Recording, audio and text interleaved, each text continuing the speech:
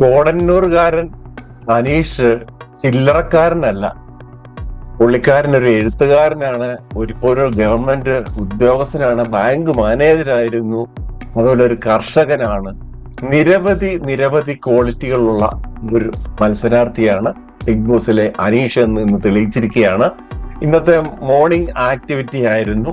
ഇപ്പൊ life story പറയാൻ വേണ്ടിയുള്ള തയ്യാറെടുപ്പിന് എല്ലാരെയും ഗാർഡൻ ഏരിയയിലേക്ക് വിളിച്ചിരുത്തി കഴിഞ്ഞപ്പോഴത്തേക്ക് അവിടെ എല്ലാരും എത്തിയിട്ടില്ല തുടങ്ങും. ജിസയിലും ആദിലയും മേക്കപ്പ് റൂമിൽ അങ്ങ് ഒരു കുളി കഴിഞ്ഞ് ഒരുക്കമായിരുന്നു. അവസാനം ബിഗ് ബോസ് പിടിച്ചുകൊണ്ടിരുത്തി എന്ന് വേണം പറയാൻ. അപ്പോൾ എല്ലാരും ബിഗ് ബോസ് ചോദിച്ചു, നിങ്ങളെല്ലാം കൂടെ ഒരാളുടെ ലൈഫ് സ്റ്റോറിയാണ് ഒരു ദിവസം പറയുന്നത്, ഒരാളെ തെരഞ്ഞെടുക്കുക എന്ന് പറഞ്ഞു. എന്താണെന്നറിയത്തില്ല, ഇത്രയും സൗഹൃദം. അനീഷ് മതി, അനീഷേട്ടൻ മതി. ഈ അനീഷിന് മതി എന്നുള്ളത് ഇവരെന്ത് ദുരുദ്ദേശത്തിലാണ് പറഞ്ഞതെന്നുള്ളത് എനിക്കിപ്പോഴും മനസ്സിലാവുന്നില്ല. ഒന്നുകിൽ ഈ 3 ലോട്ടാണല്ലേ ചീട്ടെടുക്കുന്നതില് ഇദ്ദേഹത്തിന്റെ കുടുംബജീവിതം വരുവാണെങ്കിൽ അത് കേൾക്കാനുള്ള ഒരു ആകാംക്ഷയായിരിക്കും എന്നാണ് ഞാൻ കരുതുന്നത്. ഇനി എന്റെ വാദം ശരിയോ തെറ്റോ, എന്റെ തോന്നൽ തെറ്റോ എന്ന് എനിക്കറിയില്ല. നിങ്ങൾക്ക് തോന്നുന്നത് നിങ്ങളൊന്ന് കമന്റ് ഇടുക. അതായിരിക്കണം. അല്ലാതെ ഒരു കാര്യം അനീഷിനെ സപ്പോർട്ട് ചെയ്യാൻ ഈ ഇത്രയും ഒരുമിച്ചൊക്കെ സപ്പോർട്ട് ചെയ്ത മറ്റൊരു സംഭവം കണ്ടിട്ടില്ല. അപ്പോൾ അനീഷ് അതിൽ നിന്ന് പിന്മാറാൻ മാക്സിമം ശ്രമിക്കുന്നു. എന്റെ ആരോഗ്യസ്ഥിതി മോശമാണ്, എനിക്ക് ഇന്ന് പറയാനുള്ള മൂഡില്ല, ഇമോഷൻസ് കിട്ടില്ല എന്നൊക്കെ പറഞ്ഞു ഒഴിയാൻ ശ്രമിക്കുമ്പം ക്യാപ്റ്റനായ നെവിൻ വന്നിട്ട് ഒരു കൈപൊക്കി വോട്ടിംഗ് മാതിരി ഇടുന്നു. കൂടുതൽ അനീഷിന് തന്നെയാണ് വോട്ട് കിട്ടിയത്. പിന്നെ ഷാനവാസിന് സെക്കൻഡ് വന്നു, പിന്നെ അക്ബർ അരിന്റെ ഒക്കെ പേരുകളൊക്കെ വന്നു. പക്ഷെ അനീഷിനെ തന്നെ ബിഗ് ബോസ് പറഞ്ഞത് കൂടുതൽ വോട്ട് കിട്ടിയ ആള് തന്നെ പറയുന്നു. അങ്ങനെ അനീഷിന്റെ കുട്ടിക്കാലം കാർഷിക വൃത്തികളിലൂടെ അച്ഛന് വന്ന ഹാർട്ട് അറ്റാക്കിന്റെ കാര്യങ്ങളും അങ്ങനെ വന്ന കുട്ടിക്കാലങ്ങളെ കുറിച്ച് നല്ല മെമ്മറീസ് ഒക്കെ തുടങ്ങുന്നു. സ്കൂളിലെ ഡിസ്റ്റിങ്ഷൻ കിട്ടിയ ആ ക്ലാസ്സിലെ ഏക വ്യക്തിയായിരുന്നു എന്നൊക്കെ പറയുമ്പോൾ നല്ലൊരു ബ്രില്യന്റ് ആയിട്ട് പഠനത്തിലൂടെ കയറി വന്ന ആളും എന്നാൽ ജീവിത സാഹചര്യങ്ങളോട് പൊരുത്തപ്പെട്ട് ജോലികളൊക്കെ ചെയ്തു വന്ന ഒരാളുമായിരുന്നു നമുക്ക് മനസ്സിലാക്കാൻ പറ്റുന്നുണ്ട്.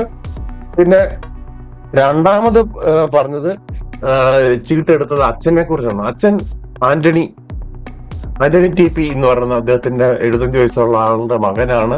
അച്ഛൻ എല്ലാ കാര്യത്തിലും ഒരു നല്ല രീതിയിൽ ഒരു മോട്ടിവേറ്റ് ചെയ്ത ആളാണെന്നാണ് അനീഷ് പറഞ്ഞത്.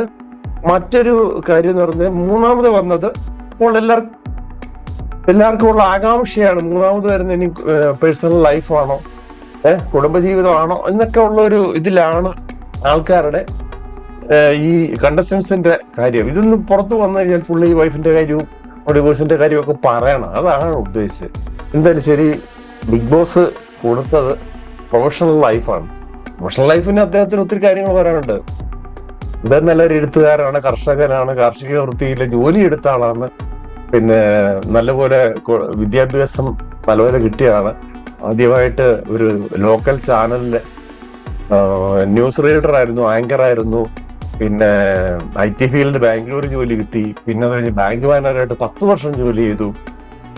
അതിനുശേഷം റിസൈൻ ചെയ്തു. പിന്നെ ഗവൺമെന്റ് സർവീസിൽ കയറി. ബാങ്ക് മാനേജർ എന്താണ് ഗവൺമെന്റ് സർവീസിൽ കയറാൻ എന്നുള്ളത് എനിക്ക് മനസ്സിലാവുന്നില്ല. എന്തെങ്കിലും ജോലി ഭാരം കൂടുതലാണോ അല്ലെങ്കിൽ ശമ്പള വ്യവസ്ഥ വെച്ചിട്ടാണോ എനിക്ക് മനസ്സിലായില്ലത്. എന്തായാലും ശരി, അങ്ങനെ അത്രത്തോളം ഇപ്പോൾ ലീവ് എടുത്ത് ഒരു പുസ്തകം, പുള്ളിയുടെ എഴുത്തുകാരനാണ്, ഒരു പുസ്തകം പുറത്തിറക്കി. അടുത്ത പുസ്തകം പുറത്തിറങ്ങാനിരിക്കുന്നു. ഇതാണ് അനീഷിന്റെ കഥ. എന്തായാലും ശരി, നല്ലൊരു ലൈഫ് സ്റ്റോറി പറഞ്ഞു അനീഷിനെ എനിക്ക് തോന്നുന്നില്ല ആർക്കും തോൽപ്പിക്കാൻ ആവില്ല മക്കളെ. മറ്റൊരു അപ്ഡേറ്റിൽ കാണാം. നന്ദി, നമസ്കാരം.